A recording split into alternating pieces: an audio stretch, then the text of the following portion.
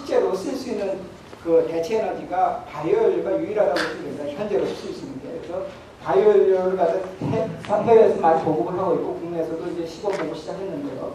그 부분에 대해서 사실은 아직까지도 그 타당성에 대해서 논란이 많습니다. 다른 부분 쪽에서 많은 얘기들이 있는데 그런 부분과 관련한 이제 그 바이오연료의 타당성에 대한 이제 서론 부분에서 말씀드리고요. 그리고 실제로 지금 쓰이고 있는 바이오연료는 바이오에탄올과 바이오디젤입니다. 그래서 바이오에탄올과 바이오디젤이 현재 쓰이고 있는데 쓰이는 과정에서 문제점들이 많이 발견되고 있습니다. 그래서 그런 문제점을 해결하기 위한 방안들이 여러 가지 연구가 있는데 그 부분에서 말씀을 드리고 마지막으로 이제 기타 이제 앞으로 향후에 도래할 수송용 바이오연료에 대해서 소개해 드리도록 하겠습니다. 그래서 잘 아시겠지만 바이오연료는 크게 두 가지로 말씀드릴 수가 있습니다. 바이오에탄올하고 바이오디젤. 바이오에탄올은 그 당이 기본 물질입니다. 그래서 당의 고분자인 사탕수수, 옥수수, 나무 등 물질로부터 등의 바이오매스로부터 생산하게 되고 생물학적 공정을 쓰게 되고 에탄올이 나오게 됩니다. 바이오디젤은 그와 달리 그러니까 기본 물질이 당이 아니고 기름입니다. 리피드이기 때문에. 그래서 기름을 포함하고 있는 유지식물로부터 생산하게 된다. 그래서 유채라든지 배드라든지 이외에도 여러 가지들이 있는데 그걸 갖다가 알코올과 반응을 시키는데 여기서는 지금 현재 공정은 다 화학 프로세스입니다. 그래서 케미컬 프로세스가 되겠고요. 화학 formul을 써서 바이오디젤과 글리세린을 생산하게 됩니다. 그래서 바이오에탄올은 휘발유 대체 연료로서 현재 보급이 되고 있고요. 바이오디젤은 경유 대체 연료로서 보급이 되고 있습니다. 그래서 이제 바이오연료 필요성은 이제 누차 이제 강조가 되고 있는데요. 가장 중요한 거는 지금 이제 최근에 이제 관심을 갖게 된 건 이제 고유가 문제 때문입니다. 고유가 문제 때문이고 그렇지만 이제 고유가 관련해서 앞으로 유가가 어떻게 변할지 모른다는 게 이제 큰 문제점이 되겠습니다. 두 번째로는 이 유가보다 더 이제 앞으로 이제 더 크게 이제 우리한테 충격으로 올 문제인데요. 교도협약의 발효입니다. 이산화탄소 배출 규제가 우리나라에 이제 해당이 될 거로 보는데 이 문제가 앞으로는 고유가보다 더 큰 그 충격으로 우리한테 오지 않을까 예상을 하고 있습니다. 그리고 세 번째로는 농촌경제 활성화입니다. 앞에 보여드린 바와 같이 그러니까 현재 바이오연료 생산에 쓰이는 원료가 전부 다 농작물입니다. 농작물이기 때문에 그 농작물을 생산하고 농촌 문제하고 연결을 할 경우에 농촌경제 활성화에 기여를 할 수가 있습니다. 그래서 이 부분에 대해서는 실제로 EU라든지 미국에서 바이오연료 보급하는데 중요한 그 숨은 이유 중에 하나가 되겠습니다.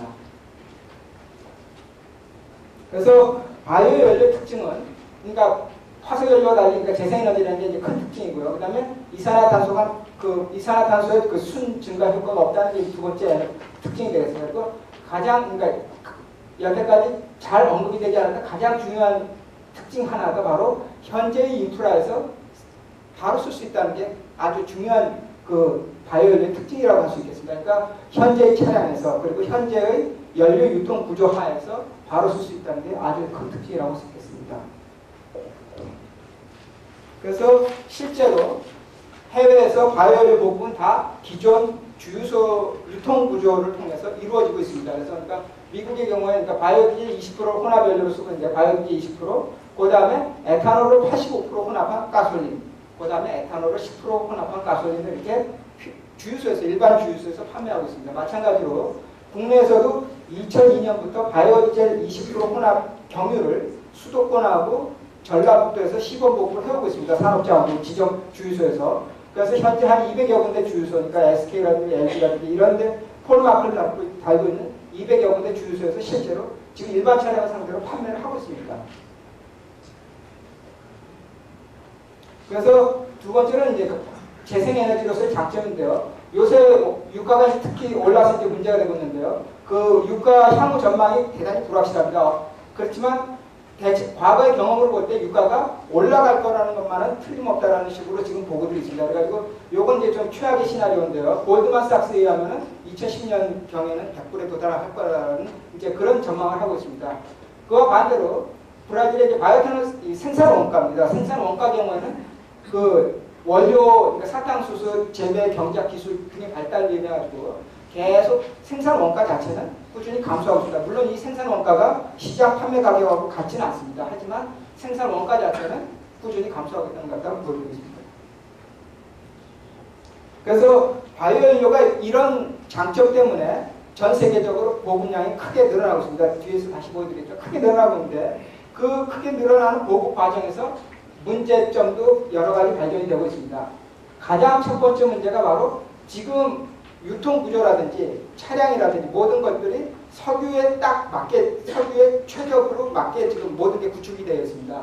그런데 바이오연료가 석유의 연료하고 성질이 비슷하긴 하지만 똑같지는 않습니다. 그 똑같지는 않기 때문에 그 조그마한 차이 때문에 상당한 실제 보급에서 문제점을 일으키고 있습니다. 그렇기 때문에 석유의 연료와 물성 차이가 아주 중요한 이유고요. 한 가지 장애 요인이고요. 그다음 두 번째는 잘 아시는 이제 경제성이 없다는 거하고, 그다음에 이제 바이오연료의 보급이 늘어나면 늘어날수록 원료 수급의 불안정성 문제가 등장합니다. 그래서 원료 수급 불안정성 문제, 이 세 가지 문제가 해결이 돼야지만 바이오연료 보급이 활성화될 수 있습니다. 그래서 연구들이 이런 방면을 해결하는 방안으로 연구가 진행되고 있습니다. 그래서 현재 그러니까 상용 바이오연료 생산 단가인데요. 바이오에탄올을 생산할 수 있는, 그러니까 지금 바이오에탄올은 그러니까 미국의 경우는 이제 옥수수로부터 생산하고 있고, 브라질은 이제 사탕수수로부터 생산하고 있습니다. 그리고 그 옥수수 그러니까 가장 낮은 그 가격대가 0.32불 정도고요. 가장 높은 가격대가 0.55불 정도고, 사탕수수로 할 때는 0.18불 정도입니다. 그리고 목질개는 그러니까 현재 상용화되어 있지는 않지만 만약에 상용 시스템을 생산한다면 이 정도 범위를 갖는 것으로 나와 있습니다. 그리고 바이오 디젤의 경우에는 대두, 유체, 폐유지 등 폐식용유 등으로 각각 이 정도 가격 레인지에서 현재 기술로서 이제 생산할 수 있는 것으로 이제 보고 있습니다. 이 자료는 이 IEA 자료가 되겠습니다. 2004년도 IEA 자료가 되겠습니다.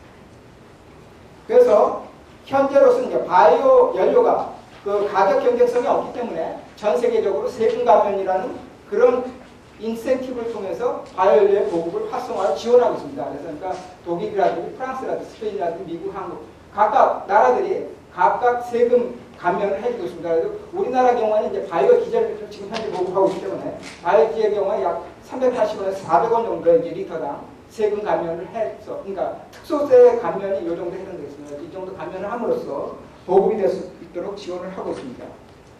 그래서 바이오연료 보급은 그러니까 바이오에탄올은 1970년 중반부터 전 세계적으로 생산이 되기 시작했고요. 바이오 디젤은 1991년에 첫 생산이 됐습니다. 세계적으로. 그래서 고유가 문제가 본격적으로 등장하기 전인 2004년까지만 해도 그 양이, 그러니까 2000년대 초반까지만 해도 그 양이 크지 않았습니다. 그런데 그 고유가 문제가 교토협약 겹치면서 지금 생산량은 급격하게 늘어나고 있는 추세가 되겠습니다. 그리고 향후 2020년까지 볼 때 이렇게 늘어날 것으로 지금 전망을 하고 있습니다. 이것도 IEA 2004년 자료가 되겠습니다. 그래서 이렇게 이제 바이오에탄올이 이제 보급이 늘어나고 있는데, 이런 과정에서 이제 문제점들이, 아까 말씀드린 문제점들을 해결하기 위한 연구들이 진행되고 있습니다. 그래서 요거는 이제 2006 바이오에탄올 경우에 이제 스페시픽하게 작년 생산량이 되겠습니다. 작년 생산량 경우에는 그 전까지 브라질이 세계에서 가장 많은 생산량을 나타냈는데 2005년도 작년에는 미국이 브라질을 추월했습니다. 이렇게 된 이유는 그러니까 미국에서 MTB가 사용 금지가 확산되면서 바이오에탄올이 대체제로서 이제 늘어나고 있습니다. 그리고 미국의 경우에는 그러니까 바이오에탄올 10% 혼합한 연료는 일반 차량에서 쓰고 있습니다. 그리고 바이오에탄올을 85% 혼합한 연료는 그 전용 차량이 있습니다. 그래서 전용 차량에 쓰고 있고요. 브라질의 경우에는 일반 차량에 대해서 바이오에탄올 25% 혼합하여 쓰고 있고요. 그 다음에 85% 차량은 마찬가지 미국과 똑같은 형태의 전용 차량이 됐고, 에탄올 95% 함수 에탄올입니다. 이 함수 에탄올 전용 차량이 따로 있습니다. 그리고 브라질은 세 가지 형태의 차량을 지금 사용하고 있고요. 중국의 경우에는 에탄올을 10% 섞은 일반 차량에 쓰고 있습니다. 그리고 EU 경우에는 바이오에탄올을 5% 섞거나 일반 차량에 대해서 5% 섞거나 아니면 바이오에탄올을 ETB라는 대체 물질로 바꿔서 보급을 하고 있습니다. 그리고 일본의 경우는 아직까지 에탄올이 쓰이지는 않고 있는데 향후 3% 공급 방안을 지금 검토 중에 있습니다.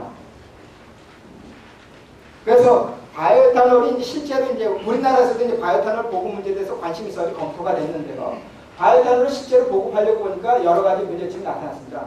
가장 첫 번째 문제가 일반 차량에다 바이오에탄올 쓰려고 하면 소량을 섞었어야 됩니다. 10% 이내를 섞었어야 되는데 10% 이내를 섞었을 때는 바이오에탄올 10% 이내 섞었을 때 수분이 조금만 있으면 바로 산분리가 일어나가지고 연료로서 쓸 수 없는 문제가 생깁니다. 그렇기 때문에 기존의 휘발유에서는 없었던 문제가 바이오에탄올 소량 섞을 경우에는 문제가 생긴다는 거죠. 수분이 있을 때. 그 다음에 이제 에탄올은 휘발유에 비해서 좀 부식성이 있는 거로 알려져 있습니다. 그래서 현재 그 시스템으로, 그러니까 현재 그 주유소 구조에서는 이런, 그러니까 우리나라 현재 주유소 구조로는 이런 수분 방지 시스템이 되어 있지 않습니다. 그렇기 때문에 현재 바이오에탄올을 소량 혼합하는 연료를 보호하는 데는 문제가 되는 것으로 나타났습니다. 그래서 이런, 그러니까 유통망을 보완하거나, 그러니까 수분 방지를 위한 유통망을 보완하거나 아니면은 아예 에탄올이 아닌 다른 물질로 바꿔서 하는 방안이 이제 두 가지 방안으로 이제 추진되고 있습니다. 그래서 에탄올을, 바이오에탄올 혼합 연료를 이제 실제로 쓰고 있는 브라질이나 미국의 경우에는 혼합 연료를 쓸 수 있게끔 유통망을 다 개조를 했습니다. 개조를 했지만 일본이나 우리나라는 아직까지 에탄올을, 에탄올 혼합 연료를 쓴 경험이 없기 때문에 그 에탄올 혼합 연료가 도입되는데 우리의 유통 인프라를 어떻게 고쳐야 될 건가, 이에 대한 그 문제에 대해서 연구를 하고 있습니다. 그래서 일본의 경우에는 올 3월에 그 연구가 2년 동안 연구가 끝났고요. 우리나라는 올 6월에, 올 7월경이 될 겁니다. 올 7월부터 2년간 이 유통망 보완을 위한 실증 연구가 시작될 예정입니다. 그 실증 연구에서 해야 될 얘기는 유통망에서의 수분 혼입을 어떻게 방지할 거냐. 그러니까 수분 혼입 방지를 위해서 그러니까 바이오에탄올을 갖다가 정유사에 섞을 수도 있고 저유소에서 섞을 수 있는데 전 세계적인 방향을 보면 다 유통 단계에서의 수분 혼합 가능성을 줄이기 위해서 정유사가 아닌 저유소에서 바이오에탄올을 혼합하고 있습니다. 그리고 주유소에서 수분 혼입 방지를 하기 위해서는 어떻게 시설을 개조해야 되고 무슨 시설을 개조해야 될 건가 하는 거고, 그 다음에 유통 인프라에서 과연 지금 현재 유통 인프라 재질들이 에탄올 10% 섞는 경우에 문제가 없는 건가, 그런 데 대한 조사가 실제로 이루어져야지만 바이오에탄올이 실제 보급이 될 거로 보고 있습니다. 그래서 이에 대한 대안으로서, 그러니까 만약에 우리나라에서 2년 동안 이제 실증 연구를 할 텐데요. 실증 연구를 해서 유통망 인프라 구축 비용이 너무 크다라고 나타나면은 바이오에탄올을 보급 안 할 수는 없기 때문에 그 경우에 대안으로서 할 수 있는 게 유럽에서 지금 하고 있는 ETB로 바꾸는 방안입니다. 그러니까 에탄올을 아이소부틸렌하고 섞으면은 에틸 터셔리 부틸 일소가 되는데 이게 바로 MTB 대체제로서 보시면 되겠습니다. 그러니까 MTB하고 똑같은 성질을 MTB는 현재 그 휘발유에 대체제로, 그러니까 첨가제로서 넣고 있는데 그와 똑같은 성질을 갖는 MTB 대체제로서 ETB를 넣는 방안을 검토할 수 있습니다. 그래서 ETB를 넣을 경우는 그러니까 에탄올에서 발생했던 문제인 수분 문제라든지 부식성 문제가 없기 때문에 기존 연료 유통 인프라를 활용할 수 있다는 장점은 있습니다. 하지만 에탄올을 다시 한번 가공해야 되는 문제점이 있기 때문에 가공 비용이 추가로 든다는 문제점이 있습니다. 그래서 이렇게 해서 그러니까 현재 그 생산되는 바이오에탄올의 이제 보급은 가능해지는데 아까 보여드린 바와 같이 바이오에탄올의 이제 생산량이 늘어나면 늘어날수록 원료 부족 문제가 나타나게 됩니다. 현재 바이오에탄올에 쓰이는 원료는 옥수수라든지 사탕수수라든지 우리가 먹을 수 있는 물질들입니다. 먹을 수 있는 물질들이기 때문에 항상 식량 쪽으로 가는 쪽하고 경쟁 관계에 있습니다. 그래서 원료수 가격의 불안정성이 있기 때문에 궁극적인 해결 방안은 우리가 먹지 못하는 섬유 속의 바이오매스로부터 바이오에탄올을 생산해야 된다는 게 이제 그 궁극적인 이제 기술 개발 특징이 되겠습니다. 그래서 이 경우에 그러니까 섬유 속의 바이오매스는 지금 우리가 사용하고 있는 원료에 비해서 양이 일단 10배 이상 큽니다. 그 다음에 원료비가 저렴하다는 장점이 있습니다.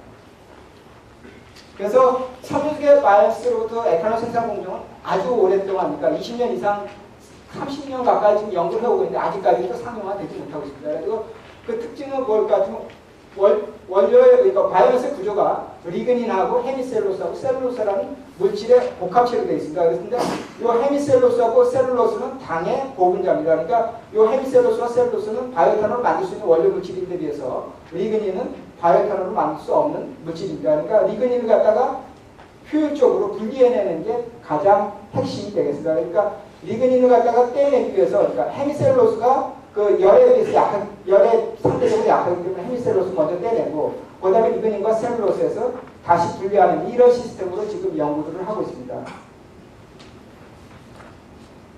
그래서 여기에서 그러니까 바틀랩으로 등장한, 그러니까 목실계 바이오매스로 바이오에탄올 생산하기 위해서 바틀랩으로 등장한 기술이 바로 여기에서 그러니까 사용되는 효소 생산하고 어떻게 분리를, 그러니까 리그닌을 갖다가 효율적으로 분리해내느냐 하는 게 두 가지가 이제 바틀랩으로 등장했습니다.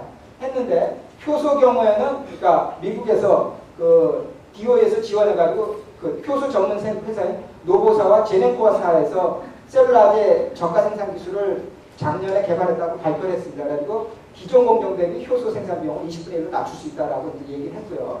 다만 아직까지도 그러니까 그 섬유소재 바이오매스로부터 셀룰로스와 헤미셀룰로스를 효율적으로 분리해낼 수 있는 전처리 기술이 아직 개발이 되지 않았습니다. 아직까지도 다양한 전처리 기술에 대해서 연구가 수행되고 있습니다. 그래서 가장 시작점에서 지금 해결이 안 되고 있습니다. 그래서 그러니까 1988년에 바이오에탄올 생산 기술, 육지개발소로 바이오에탄올 생산 기술의 경우에 갈론당 2.1불 정도였었는데, 그리고 효소비가 그때 차지하는 비중이 40%였었는데, 작년에 그러니까 그 노보사라든지 제네코사에서 발표한 그 결과를 적용할 때 1.35불 정도로 가격이 낮아지고 효소 비용은 약 8% 수준으로 낮아졌는데, 아직까지도 이 원료 비용하고 원료비 이 비중이 낮아지지 않고 있는데 이 부분이 전처리하고 관계된 부분이 되겠습니다. 그래서 전처리 기술에 대해서는 여러 가지 기술들이 연구되고 있는데요. 그 중에 대표적인 거 세 가지만 소개를 하도록 하겠습니다. 증기폭세하고 약산 침출하고 암모니아 침출이 되겠습니까? 증기폭세라는 건 가장 오래 했는데, 그러니까 분쇄율을 우수합니다. 그러니까 간단하게 얘기하면 고압 증기를 넣어가지고 뻥튀기 한다고 생각하시면 되겠습니다. 그러니까 뻥튀기를 하는데, 뻥튀기를 하면은 그 아주 이제 잘 분쇄는 되는데 가장 큰 문제는 수율이 낮다는 겁니다. 그러니까 원료비가 지금 굉장히 중요한 팩터인데 수율이 낮다는 문제점이 있습니다. 그래서 그러니까 수율을 높이기 위해서 그럼 이런 이제 폭세상에서 이제 헤미셀룰로스가 손실이 돼가지고 수율이 낮은 거니까 먼저 그러면 헤미셀룰로스를 갖다 약산 침출해서 제거를 하고 그 다음에 열에 강한 셀룰로스와 리그닌 성분을 갖다가 폭세하는 방안이 이제 검토됐습니다. 그리고 그런 기술이 연구되고 있고요. 그 다음에 이제 최근에 와서 연구되고 있는 게 그러지 말고 아예 리그닌만 선택적으로 분리하자라고 리그닌만 선택적으로 분리하기 위해서 아모니아 진출을 하는 방안이 지금 연구되고 있습니다. 그래서 궁극적으로 그러니까 섬유소재 바이오에탄올의 전망으로 볼 것 같으면 그러니까 현재 98년에 2.3불 정도였던 게 2050년 되면 0.6불 그러니까 리터당 0.18달러 정도로 떨어뜨리는 게 이제 궁극적인 미국의 목표가 되겠습니다. 지금 그 부시 대통령이 최근에 발표한 바에 따르면 미국의 경우에는 2013년부터 목질개 바이오매스로부터 생산한 바이오에탄올을 보급하겠다, 미국에. 그렇게 일단 공언이 됐습니다. 2013년부터는 어쨌든 목질개 바이오매스로부터 생산된 바이오에탄올이 보급이 될 예정입니다. 그러면 이제 바이오 디젤이 되겠습니다. 바이오 디젤의 경우에는 그러니까 좀 늦게 시작이 됐는데요. 그러니까 디젤 차량이 주로 보급되는 유럽을 중심으로 이렇게 바이오 디젤은 보급되고 있습니다. 가장 선도 국가는 독일이 되어 있고요. 독일의 경우에는 그 바이오 디젤 100%짜리를 과거에 보급을 해왔습니다. 2004년까지는 바이오 디젤 100%짜리를 전용 차량에 쓸 수 있도록 보급을 해왔었는데 2004년 말에 EU 전체적으로 바이오 디젤 표준 규격이 만들어지면서 바이오 디젤 5%가 보급이 시작됐습니다. 그래서 독일도 바이오 디젤 5%를 일반 차량에 대해서 쓰도록 허용하게 되었습니다. 프랑스는 오래전부터 바이오디젤 5%를 일반 차량에 써왔고요. 미국은 일반 차량에 바이오디젤 20%를 쓰고 있습니다. 그리고 우리나라는 앞에서 말씀드린 바와 같이 2002년부터 바이오디젤 20%를 일반 차량에 시범 보급을 해왔는데 올해 7월부터는 바이오디젤 5%와 20%를 병행할 계획입니다. 그래서 바이오 디젤을 저희가 하면서 이제 여기서도 그러니까 바이오디젤도 마찬가지로 경유와 이제 바이오 디젤도 물성이 다르다는 게 보급에 있어서 가장 큰 장애 요인이 되고 있습니다. 그런데 바이오 디젤과 바이오에탄올의 또 한 가지 차이점은 뭐냐면 바이오에탄올의 경우에는 어떤 원료를 생산하든지 간에 동일한 물질입니다. 동일한 물질이기 때문에 원료에 따른 걱정을 안 해도 되는데 바이오 디젤의 경우에는 바이오 디젤 자체가 사실은 혼합물입니다. 단일 물질이 아니고 혼합물이기 때문에 어떤 원료에서 생산했느냐에 따라서 다 다른 혼합물입니다. 그렇기 때문에 물성이 다 다르기 때문에 대단히 복잡한 문제를 야기합니다. 여기서 보시는 것과 같이 유체라든지 대두라든지 그러니까 현재 바이오디젤 생산 원료를 쓰고 있는 유체라든지 대두 그 다음 우리나라 기업들이 많이 검토하고 있는 파뮤 등이 있는데 각각 조성들이 다 다르다. 그러니까 여기서부터 바이오디젤을 만들 때 다 성질들이 다른 바이오디젤이 나옵니다. 그렇기 때문에 그래서 이제 문제가 되는데요. 그래서 이제 바이오디젤의 이제 그러니까 식물성 기름의 주 성분이 5가지 지방산이 되겠습니다. 그러니까 포화지방산 2가지 성분, 불포화지방산 3가지 성분이 되겠습니다. 그러니까 포화지방산의 경우에는 빨리 굳기 때문에 겨울철에 쓰는데 문제점을 야기합니다. 포화지방산이 많이 포함된 경우는. 근데 불포화지방산이 많이 포함되어 있으면 겨울철에 쓰는 데는 문제가 없지만 상대적으로 불안정합니다. 그렇기 때문에 더블 본드가 2개 있거나 3개 있으면 더 불안정하고 더블 본드가 1개 있는 경우에 가장 그래도 상대적으로 안정합니다. 그렇기 때문에 그 원래의 예시가 함량이 가장 높은 유체를 갖다가 유럽에서는 가장 그 보편적으로 바이오디젤 연료를 쓰고 있고요. 그래서 그러니까 원료별로 지금 물성이 다 달라진다는 게 그런 문제점이 있습니다. 그래서 바이오디젤을 실제로 만들어 보면은 유체 경우에는 그 겨울철에 이 CFPP라는 건 콜드 플러그 포인트로서 그러니까 겨울철에 제대로 그러니까 시동이라든지 이런 데 쓰는데 문제가 없는 양 척도라고 보시면 됩니다. 그러니까 유체 경우에는 가장 겨울철에 쓰는데 문제가 없다는 뜻이고요. 보다 팜의 경우에는 겨울철에 쓰는데 가장 문제가 많다는 뜻으로 보시면 되겠습니다.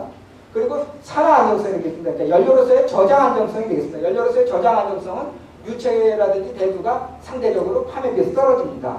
그러니까 이 두 가지 다 만족을 해야 되는데 두 가지가 상호 그 역관계에 있다는 게 이제 문제점이 되겠습니다. 그래서 그러니까 유체라든지 대두 경우에는 산화 안정성 경우는 국내 기준을 만족시키지 못한다는 문제점이 있습니다. 그래서 전 세계적으로 바이오디젤이 이제 유럽에서 집중적으로 보게 되기 때문에 유럽에서 많이 쓰고 있는 유체가 이제 전 세계 바이오디젤 생산량 원료로서 83%가 쓰이고 있고요. 보다 해바라기라든지 대두라든지 팜이라든지 그리고 폐식용유가 약 1%. 그래서 99%가 우리가 먹을 수 있는 식물성 기름으로부터 생산한다는 게 한 가지 보셔야 될 점이 되겠습니다. 그래서 이렇기 때문에 이제 바이오디젤이 이제 차량 연료로 들어가져갈 때 가장 큰 문제점이 바로 품질 기준입니다. 그래서 품질 기준을 유럽에서는 2004년에 완성을 했습니다. 유럽 전체 품질 기준을. 그래서 25개 물성 기준 항목을 정했고요. 미국의 경우에 12개 품질 기준, 우리나라는 17개 품질 기준을 정했는데 우리나라는 아직까지 의무 기준은 아닙니다.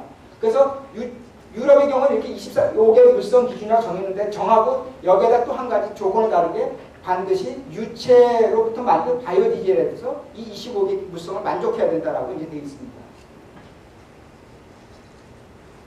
그래서 우리나라에서도 그러니까 바이오디젤을 이제 2002년부터 계속 보고를 해왔는데 그와 더불어서 그러니까 유럽에서 한 거는 유체 바이오디젤에 대해서 차량 테스트라든지 모든 걸 했고 그리고 이제 오케이 해가지고 2004년에 이제 전 세계적 그러니까 계속 보급을 해온 건데 우리나라 경우에는 유체 바이오디젤이 가장 가격이 비싸기 때문에 유체 바이오디젤을 제대로 못 쓰고 있습니다. 그러니까 우리나라는 대두 바이오디젤을 현재는 쓰고 있는데 그렇다면 대두 바이오디젤에 대해서 문제가 없는지 실제 차량 테스트를 해야 될 필요가 있습니다. 그래서 우리도 2004년부터 BD 5%하고 20%에 대해서 계속 차량 테스트를 해오고 있습니다. 그래서 바이오디젤에 이제 그러니까 품질 문제 이외에 또 한 가지 문제는 아까 말씀드린 바와 같이 경제성 문제가 있습니다. 경제성 문제를 향상시키기 위해서 이제 여러 가지들을 보는데요. 바이오디젤의 경제성에 미치는 영향인 점은 바이오디젤 판매가가 가장 중요하고요. 그 다음에 수율, 그 다음에 원료 가격, 그 다음에 이제 글리세린 판매 가격 이런 것들이 있는데 보시면은 이 부분은 대부분의 상용화 그러니까 공정들에서 다 해결된 문제입니다. 그 다음에 이제 글리세린 판매 가격이 네 번째로 중요하고 이 부분을 갖다 글리세린 판매 가격을 높이기 위한 이제 R&D가 진행되고 있습니다.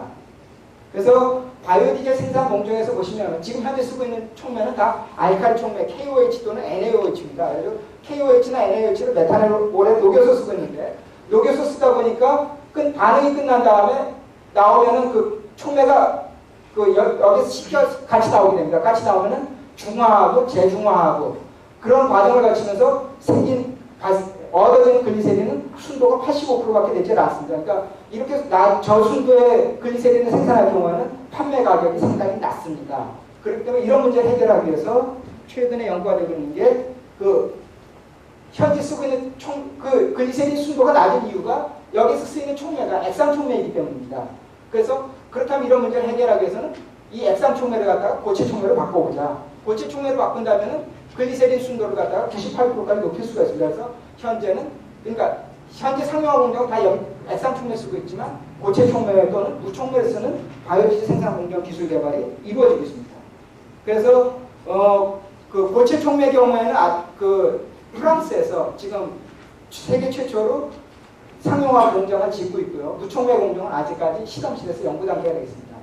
우리나라에서도 이제 바이오디젤이 보급되면서 또 닥친 문제가 원료 확보입니다. 원료 확보하고 아까 말씀드린 것 같이 농촌 경제 활성화 문제와 같이 맞물려 있습니다. 그래서 우리나라 농림부에서 바이오디젤 생산 원료로서 겨울 유체를 경작하는 방안에 대해서 본격적으로 검토를 시작했습니다.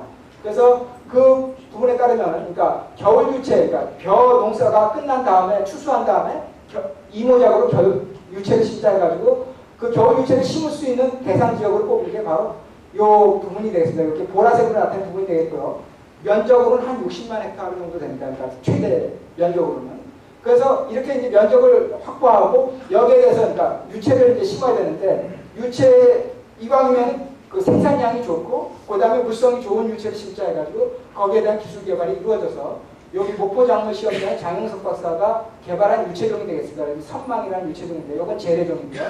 재래종에 대해서 약 생산 수율이 그러니까 유체 기름 기준으로 1.5배 이상 되는 이런 종자를 개발했고 이 종자에 대해서 지금 작년에 처음으로 전국, 그러니까 우리 요 남쪽 지방에서 3헥타르 시범 경작에 들어갔습니다. 그리고 올 가을에 다시 30헥타르가 다시 시범 경작에 들어갈 예정입니다.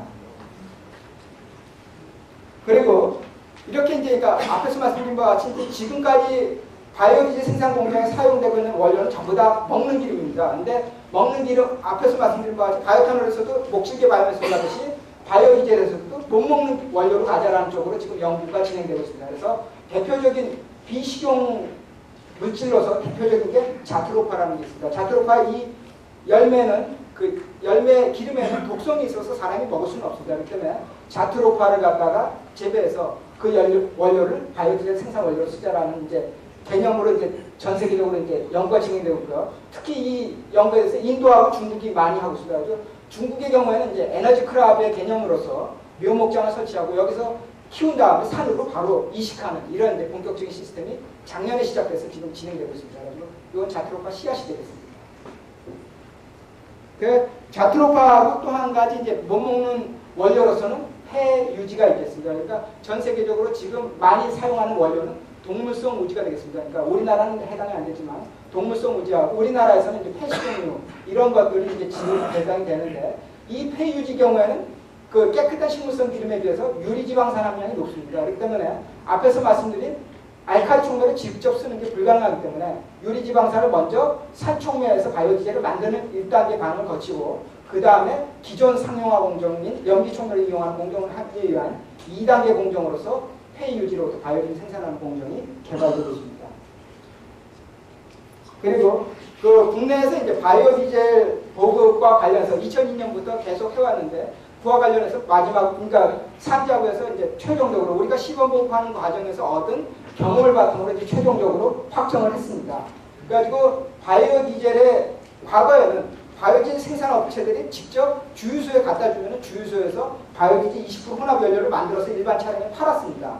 팔다 보니까 품질상 관리상의 문제가 많은 것이 발견이 됐고 그런 문제를 해결하기 위해서는 정유사의 참여가 불가피하다는 결론을 얻었기 때문에 정유사와 합의를 통해서 그 바이오디젤 생산업체들은 바이오디젤을 정유사에만 판매하도록 했습니다.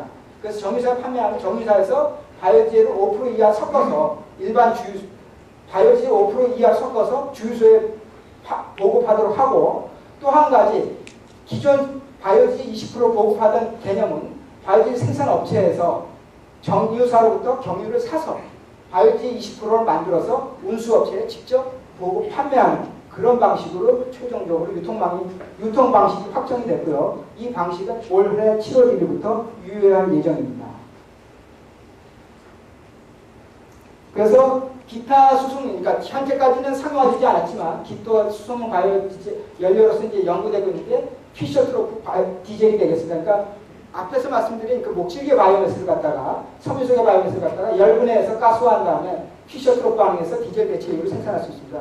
이렇게 생산한 피셔트로프 디젤은 바이오디젤하고 기존 바이오디젤하고 달리 그 경유와 완전히 컴패터블한 성질을 갖습니다. 그러니까 유통망이라든지 이런 데서 문제가 없다고 보셔도 되겠습니다. 그 다음에 이제 또 하나는 게 그 하이드로서멀 업그레이딩 디젤인데 이 경우에는 그러니까 원료 자체가 수분이 좀 많은 경우에는 고온부합에서 가수분해서 디젤 대체율을 생산할 수 있고요. 그 다음에 바이오 수소는 바이오매스를 열분해나 생물학적으로 가스화해서 수소 생산하는 기술이 되겠습니다.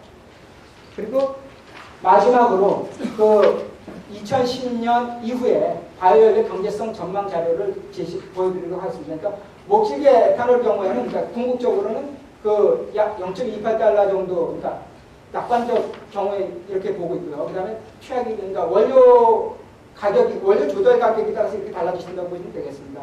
그리고 이제 피셔트로프 가솔린이 가능하고요. 그 다음에 폐유지 디젤, HTU 디젤 해가지고 유가 50불, 70불 정도. 그러니까 유가가 70불 정도 되면은 대부분의 그 바이오 연료들이 2010년 이후에 상용화 가능한 것으로 이제 나타났습니다. 감사합니다.